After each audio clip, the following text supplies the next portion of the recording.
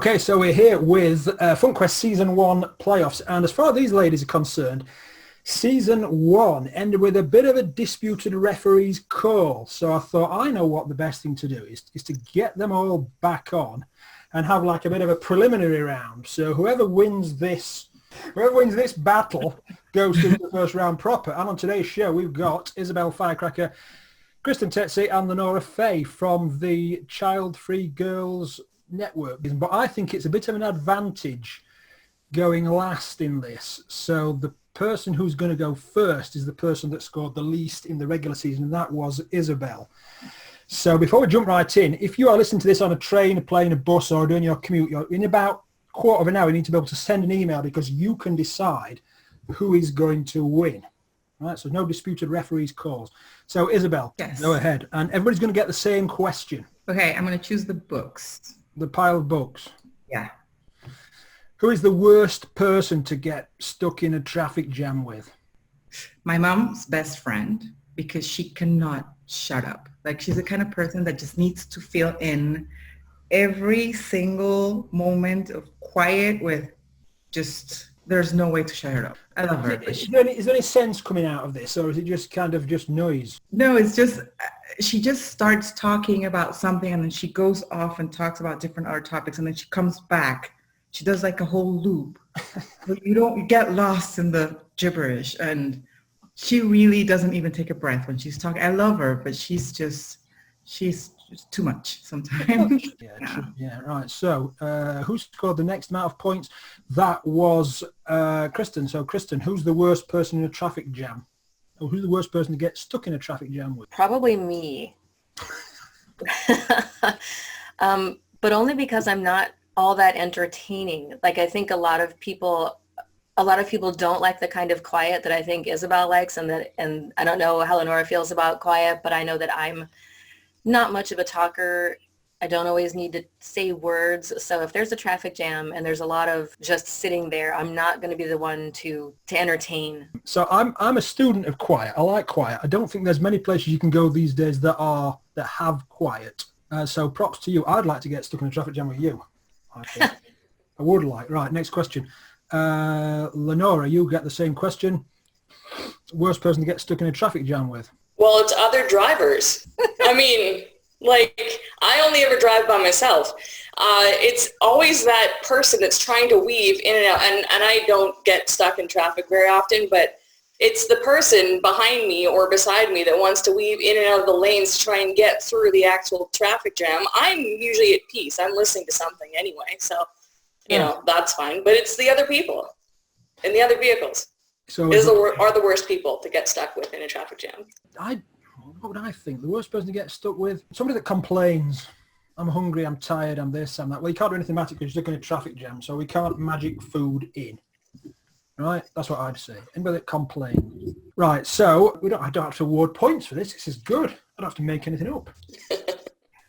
Right, so who won that point? I don't know, but I'm going to say Kristen has got the next choice for question 2. I'm going to choose outer spaceman woman. Space person, woman. Who would play you in a film? Only because of 10 Things I Hate About You, I like Julia Stiles. She seems like she could.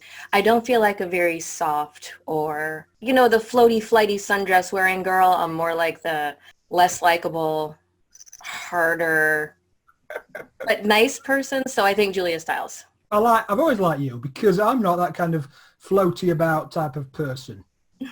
I'm the kind of person that kind of kicks things and is grumpy and moaning and all that, but I'm really quite nice. What would it be called, Kristen, the biopic? Girl Sits. Girl what? Girl Sits. I just do, if you like to spend a lot of time writing, you're just doing a lot of nothing. Like, if there were a reality show about a writer, it would be the worst, most boring show. It would be everything but writing. You'd have to just edit in the parts where there's eating or dog walking or... Funny enough, I was on waiting for somebody in the car, and they had the radio, and then a ghost writer on who writes biographies of famous people, footballers, soccer players, right? Harry Kane, England captain. She said, I wouldn't want to write him. So the bloke says, why? He says he doesn't do anything. Since being about age 10, all he's done is play football. There's nothing. He's never been arrested. He's never smacked anybody. He's never puked up in public. He's just the boringest bloke you'd ever see. Yeah, that wouldn't be interesting at all. No. Right, Julia, just hold the front page while we get LeNora's answer on this one, because you're next. Sorry. Who'll play you in the film? Well, you did ask me this once before, and I'm going to stick, at the intro, and I'm going to stick with my answer. Idris Elba would play me. I still don't know who they are. Idris Elba, he was the sexiest man alive. He's British. He's big black guy.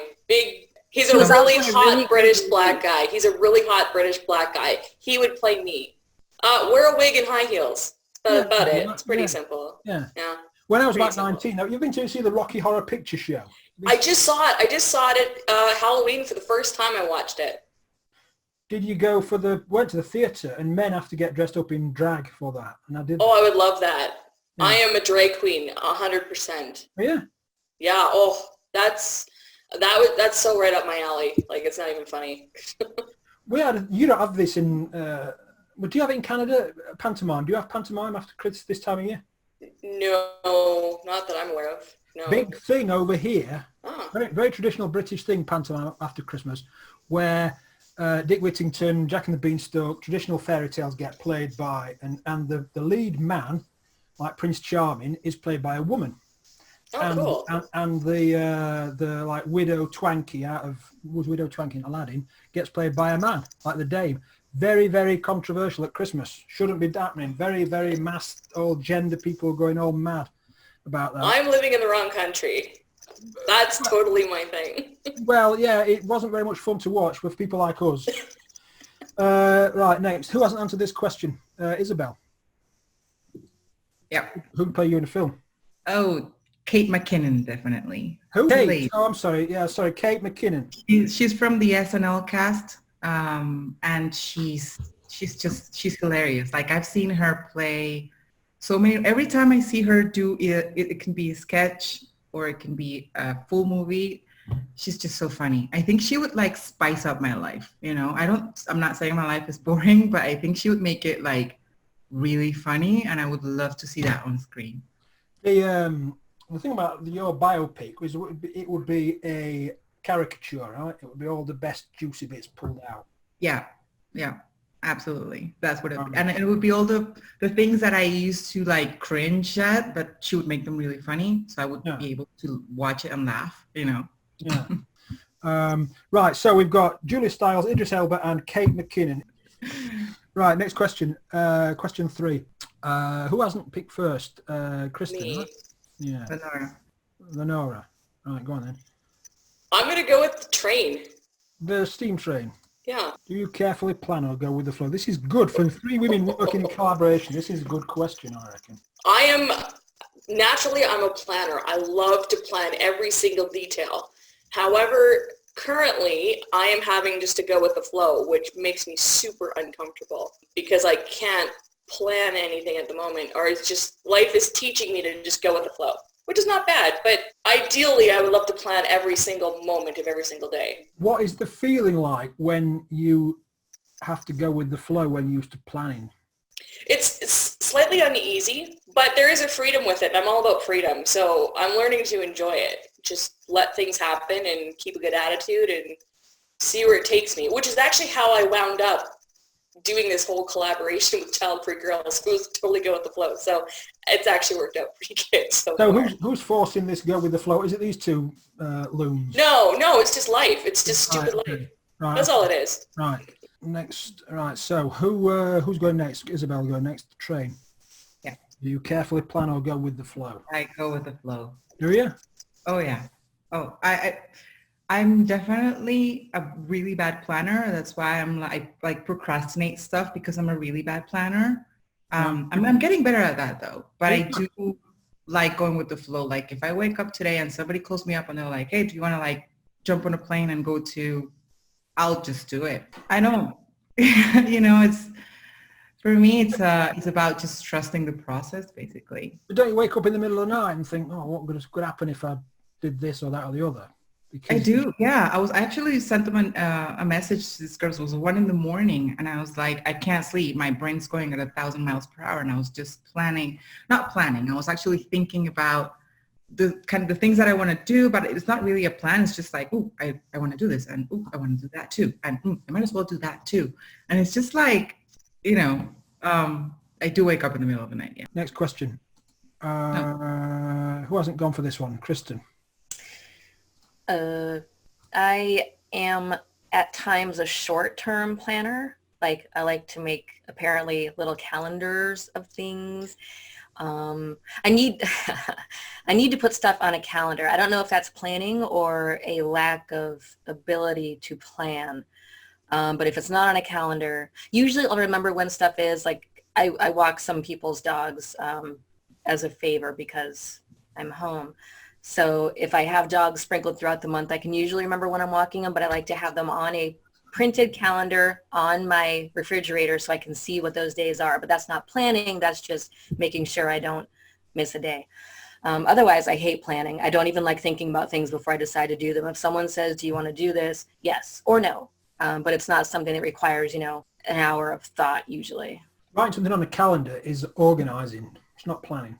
Yeah, that's right. So, right, who hasn't gone for? Oh, we're back to the start again. LeNora. No, Isabel, sorry, yeah. I'm definitely going to go with the yellow submarine. Yellow submarine. What's the most expensive thing you've broken? Does losing something count? Yeah, okay, if it's interesting, funky, yeah.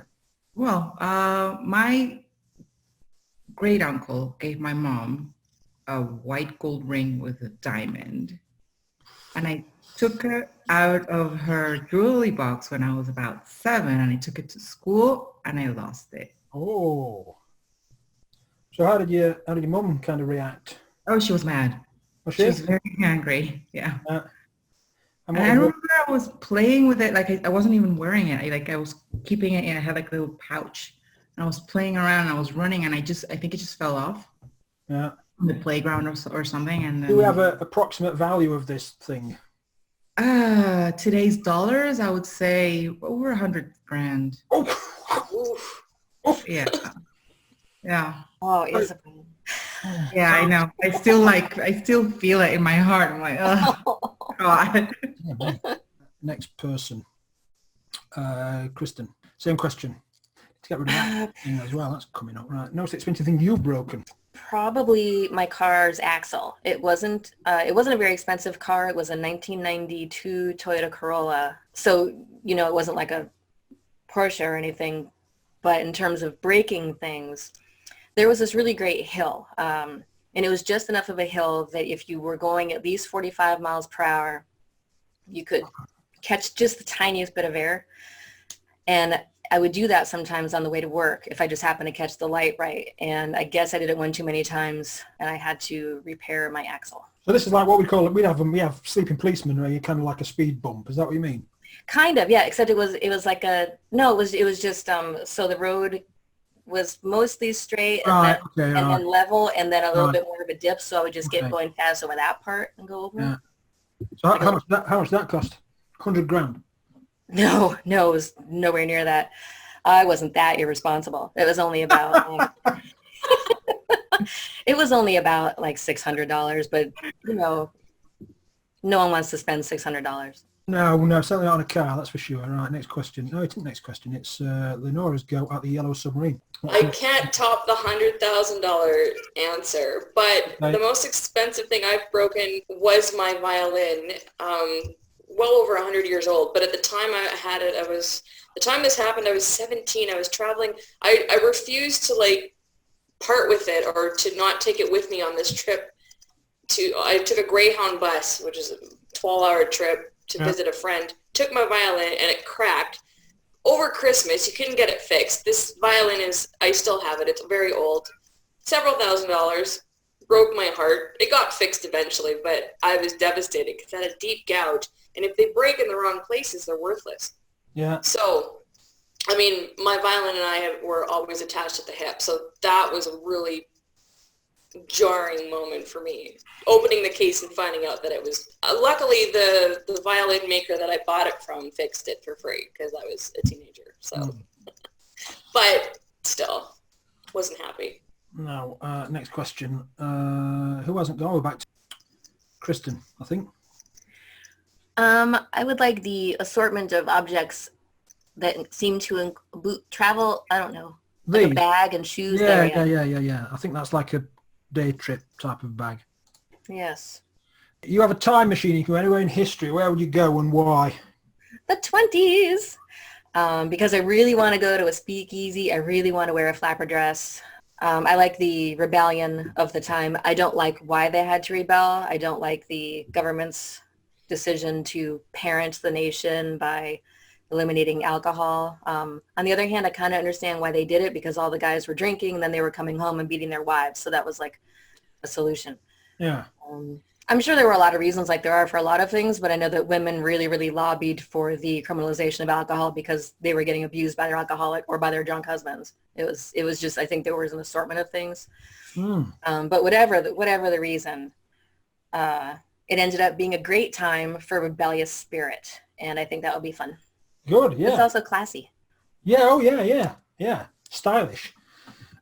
Gangster clothes and all that stuff. Who's next? LeNora. If you had a time machine, you could go anywhere. Where would you go and why? Oh my God. Well, I wouldn't go back very far. I would maybe go to the 70s or 80s because I'm thinking as a woman, as a mixed race woman, half black woman, I wouldn't do well and who didn't want to have kids, I wouldn't do well in any of these times. So I'm going to say the 70s because I am a rebellious spirit. I would be lynched in any other time period. And gosh, at least you could have some sexual freedom in the 70s. So I'm going to stick with the 70s. Every period in history has got this kind of rebellious thing, and they've got this kind of straightforward thing, right?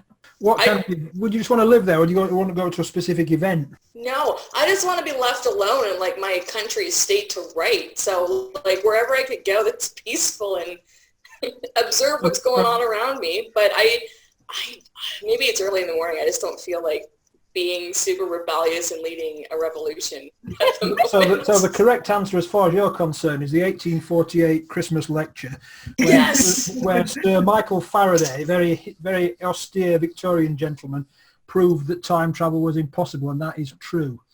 That's where I'd go. So perfect. Yeah, that sounds ideal. And it's now Isabel. Where would you go in your time machine? I would go into the future. I would actually go, I would definitely do, not that far away. I would do maybe 150 years from now, just to see how much we have, see how humanity mucks everything up, like where we really go wrong, just to come back and not try to fix it, but at least be prepared for it. The interesting thing as far as all the thing at the moment is that, okay, well, everybody's looking kind of in 20 years time or 30 years time. What's the world going to be like in 500 years time, right? Or 1,000 years time? What's it going to be like then? I would really like to know. I think we're going to have like really, really horrible environmental issues. I think we're going to be at least like there's going to be at least 2 wars in between, like world wars. And I don't know what's going to happen with Trump, but I really hope he gets impeached because otherwise it's just going to be even worse. Kristen, have you ever read, or have any of you guys ever read William Gibson? I don't think so. I don't think I have. He's a science fiction writer who writes in the near future. Bear in mind it was 20 odd years ago or 30 years ago. And he writes in a world where extreme poverty and extreme wealth live side by side. Kind of like now, really. But the internet is everywhere. Virtual reality is everywhere. Street kids in India have got virtual reality. And I used to have a thing of short stories, and this guy was a data smuggler. He smuggled data in his head, in a chip in his head. And I just wonder if he'd come out with anything or there's any from people like him, because they're worth reading. They're probably the best. The science fiction writers, they're probably the best guidance as what the future is going to be like. Unless you want to talk about reproductive future, in which case you would want to read The Age of the Child. Oh, right, okay. Right. Who is that by? That's by me. Is it? Yes. Yeah, and it's actually very, very good. How do we get actually, it's quite good. You get it on Amazon. The Age of the Child. Right, well, I'll tell you what, we're going to get that. We're going to make that required reading for anybody that wants to be on from season 2 onwards. Right, so you've got to read that. Right, good. Right, next question, that's it. Right, so remember I said people listening who won then. You guys were expecting a bit of a punch-up, weren't you? A bit of a fight and a bit of a biff. Well, I thought this is a family. What do you mean, oh no? I thought this is a family show. So if you think people got to the end of this, well done. And if you think LeNora should win, you've got to email LeNora@funkythinkers.com. If you think Kristen gave you the funkiest insight. Remember, we're not talking about changing the world, listeners. We're talking about something or idea that you can, I'll go and explore that, like a book called The Age of the Child. And if you think Isabel won, then you've got to email Isabel@funkythinkers.com and it will cast your vote. Your email's safe and we'll send you an acknowledgement, and we won't add you to a list or anything dorky like that because that's just stupid. So the winner of you guys is going to play the lovely Michael Sherlock. So stand by for that. How do we contact you again? What's the best way to find your network? Well, just go to YouTube. So youtube.com/c/childfreegirls. Yeah. You can find us also on Instagram, Facebook. Just look for @childfreegirls. We are very active on social media. You are very active. I do like you a lot. You're very active. We are very active. Yeah. Isabel, Kristen, and LeNora, thank you so much for being on. Thank you. Thank you. And we'll speak soon. Okay, take care. Hi, thanks so much for making it to the end of this episode. If you've enjoyed it, please share it with your friends. I have a few people you might want to share it with. Your partner, your parents, your grandma and granddad, your neighbours, your hairdresser, your tea lady, your gym instructor, your swimming coach, postman, the bin man, your cat, your dog, Father Christmas, Mr. Trump, Mr. Putin, Cristiano Ronaldo.